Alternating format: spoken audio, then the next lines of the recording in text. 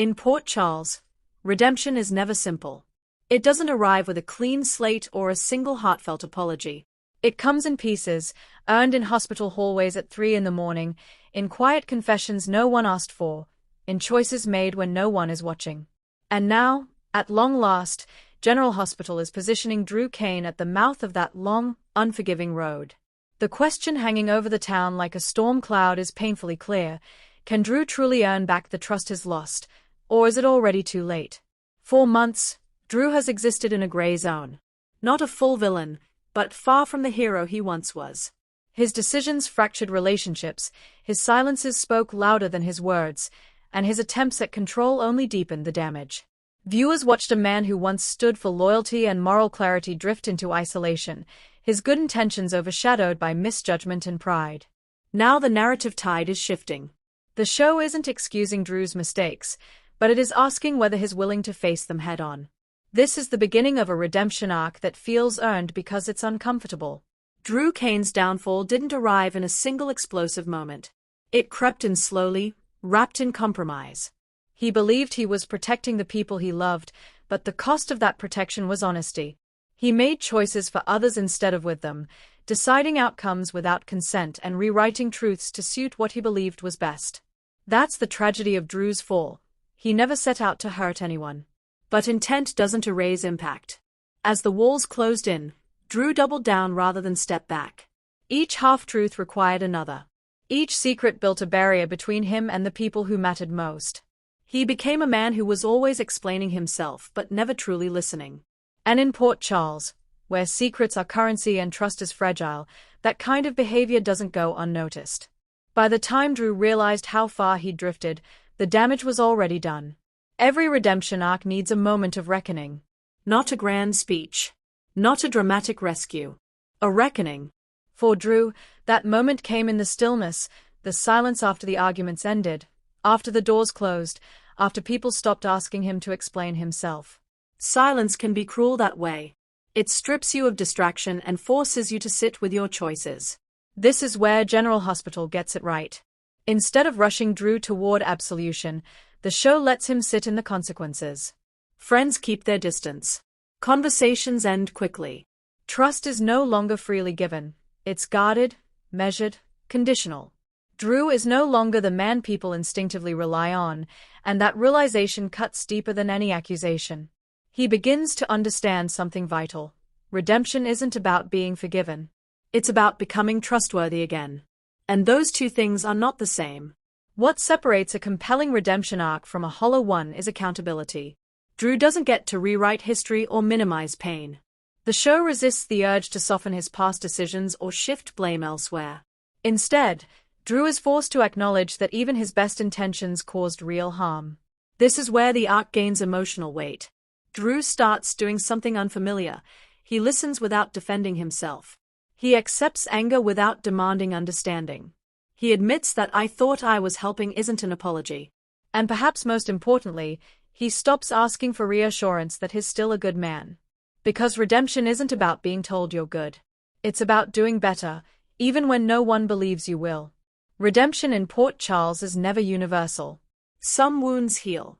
Others scar. Drew's relationships are now a patchwork of possibility and resistance. There are those who can see the man he's trying to become, even if they are not ready to trust him yet. And then there are those who feel burned beyond repair, who see every attempt at change as too little, too late. The brilliance of this storyline lies in its refusal to offer easy reunions. Forgiveness isn't a finish line. It's a process, and not everyone runs the race. Some characters demand consistent action before they'll even consider letting Drew back in. Others keep him at arm's length, watching closely, waiting for the old patterns to resurface.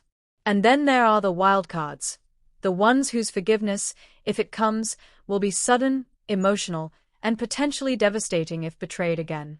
Drew isn't owed reconciliation. He has to earn it, one interaction at a time. One of the most refreshing aspects of Drew's arc is how action-driven it is becoming. He isn't delivering sweeping monologues about regret. He's making small, deliberate choices, choosing honesty when silence would be easier, choosing humility when pride once ruled. These moments aren't flashy, but they matter. He shows up when it's inconvenient. He offers help without strings attached. He steps back when his presence complicates things rather than insisting he knows best. These are the building blocks of trust, the quiet, untelevised decisions that slowly reshape how people see you. And perhaps most importantly, Drew begins to accept that redemption doesn't guarantee reconciliation.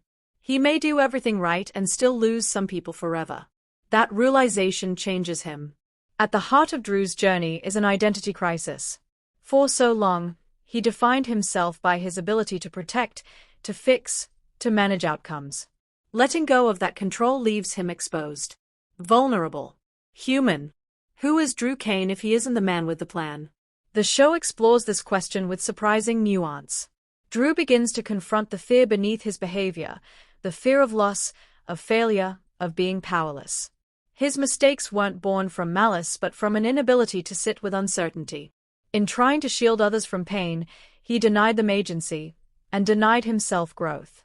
Redemption, then, becomes about learning to trust others as much as he wants to be trusted. That's a far more difficult lesson. In a town like Port Charles, reputations linger. Stories get told and retold until they harden into truth. Drew isn't just fighting individual relationships, he's fighting perception. The way people look at him when he enters a room. The hesitation before they share information. The polite distance that says, "We haven't forgotten." And that's exactly how it should be. General Hospital understands that community memory matters. Redemption doesn't erase history, it recontextualizes it. Drew's past will always exist, but his future is still unwritten.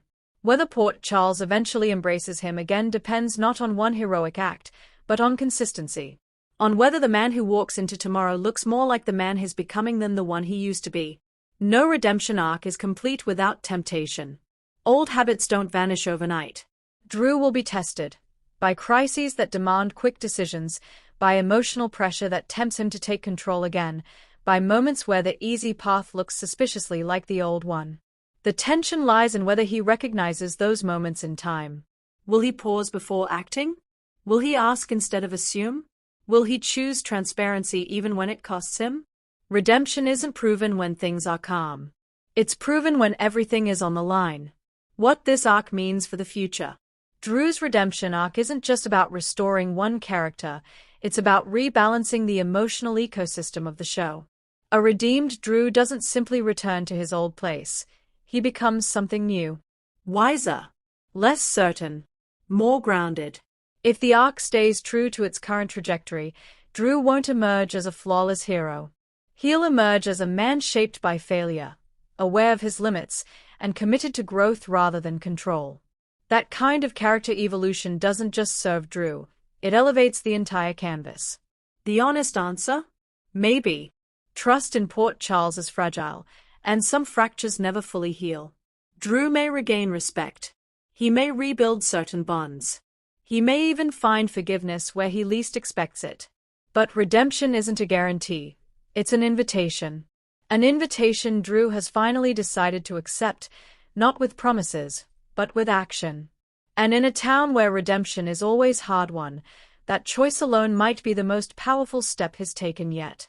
Because in the end, General Hospital isn't asking whether Drew deserves redemption. It's asking whether he's willing to do the work, every day, without applause, without certainty, and without knowing if forgiveness will ever come. That's not just a redemption arc. That's a reckoning.